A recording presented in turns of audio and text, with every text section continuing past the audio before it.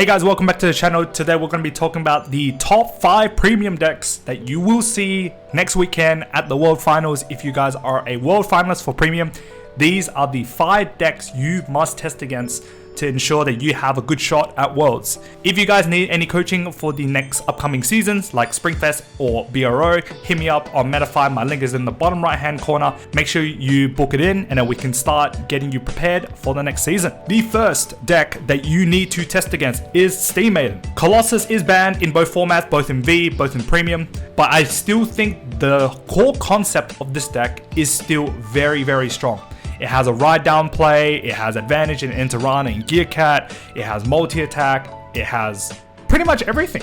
Arguably, this is the best deck for premium. It has everything. It has ways to remove stuff, it has guard restrict, it has multi-attack, it has everything. It literally has everything, all right? This is one of the best decks, if not the best deck in the format. So make sure you are testing against Steam Maiden. It is a very, very strong deck. The next deck that is on the list to make sure you're testing against is Eradicator. Actually, I'm gonna probably make it Vanquisher, Eradicator, Narukami in general. There is a hit to Stunverse to 1, but that doesn't change what, Eradicator is out to do. Because of this card, Sweep Command. Sweep Command Dragon essentially spells Soul Blast 1 to retire 2 units in the front row, okay? Or bind 2 units in the front row. And what does that mean? That means that it opens up plays for Exterminate. Exterminate allows you to draw 2, give 20k minimum to the front row because you're comboing it with Sweep Command. It has restands in Choo. There are decks that run Virina Esperadia, and it actually doesn't... It's not really affected by Stunverse at all. The real deck that gets hit by Stunverse itself is actually Vanquisher, because Vanquisher's gameplay is very oriented around going back to the Vanquisher grade 3 and then going to full Ronto. But all in all, I don't actually think that stops it. There are still other mechanics in Narukami that allows you to still play very well with Exterminate, and the deck is just very, very strong. It still has Unruly, can intercept, retire in the battle phase. It has the starter to combo off with Sweep Command so that you rewrite a new Vanguard so that the attack essentially gets nullified. So this deck is very, very strong. It has pretty good pressure with this guy. This guy is actually super strong. Like, it essentially says if the attack hits, you draw a card, right? Which is actually nuts. And it has one of the strongest G guards in the game, which is Bulwark. If you have 4 bound units, you can essentially G guard and retire a rested rear guard in the front row.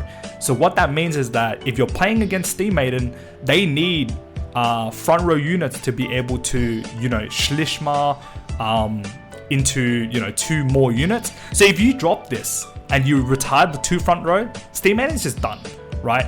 But because Stunverse is only at 1 copy at the moment, getting to that threshold where you can retire 2 at the same time is going to be very hard. But the fact that you have multiple ways to have access to your heals, dropping 2 of these in the battle phase may spell disaster for a Steam Maiden player if they're not careful. So yeah, Narukami is still very strong. Whether or not this is very high represented after the ban list, I'm not too sure. But there will still be players playing it because players have qualified with this deck, essentially in the preseason, if you could say it that way, right? Those players who qualify with Eradicators, with Narukami, may just bring Narukami, and those people who are very well versed in Narukami will find that the hit to Stunverse actually doesn't do much, right? You still have access to it. You still have access to 1 copy of it. The deck doesn't really change. So yeah, I think Eradicators is a very strong deck. Make sure you're very well prepared for this deck. It is probably one of the most represented decks at Worlds. The next one, Highlander, the one-off copy of every single Bermuda card that is good in existence. This deck is very strong, has Reindeer as a focus.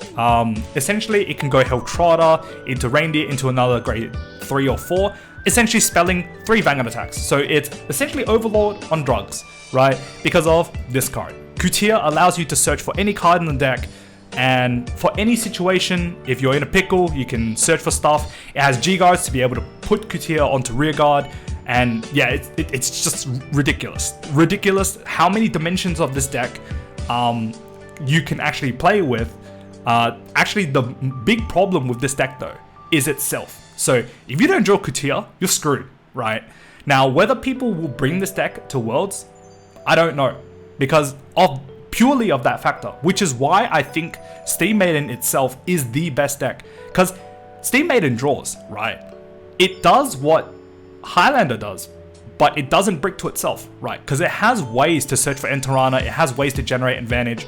I guess the only difference is that the ceiling for this is much higher, right? So if things do pop off and you do get Kutia and you get everything off, right?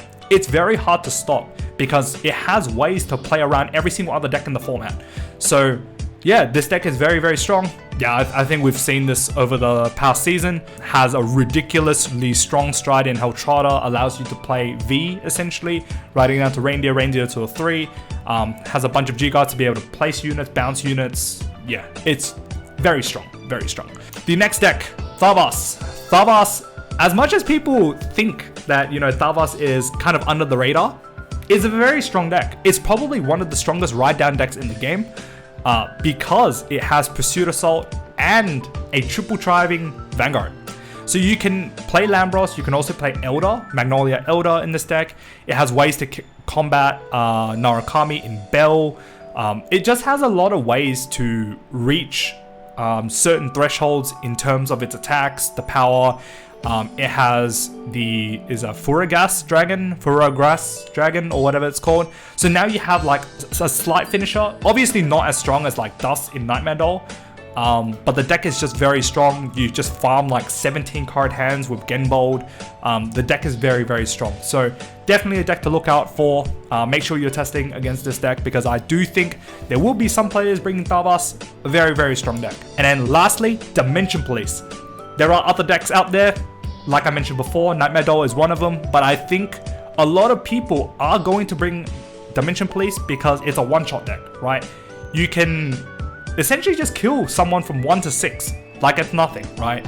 You flip a bunch of 3s, you hit a bunch of crits, you hit an OT, and your opponent like gets guard busted because of the Linker stand trigger. You put that in, you guard bust a Sentinel, and then you hit an OT, and then you just slam your opponent in the face. Yeah, it's a very, very strong deck. The longer the game goes, this deck actually gets stronger because the shield value on all of your grade 3s increment based on how many face-up Geomaglass you have in the G-Zone. And it also has an insane G-Guard, which is this. It essentially says, return 2 grade 3s from your drop zone to hand. And what grade 3s mean is that originally it's a 10k shield off our die liner, right? Stacked by 5,000 per however many Geomaglass you have face-up. So the longer the game goes, the more grade 3s you have in your hand, one grade 3 might be able to just guard one whole attack, which is actually insane. So the longer the game goes, right, you still have your Dizoras, you could reset a bunch of times, you actually generate a lot of advantage.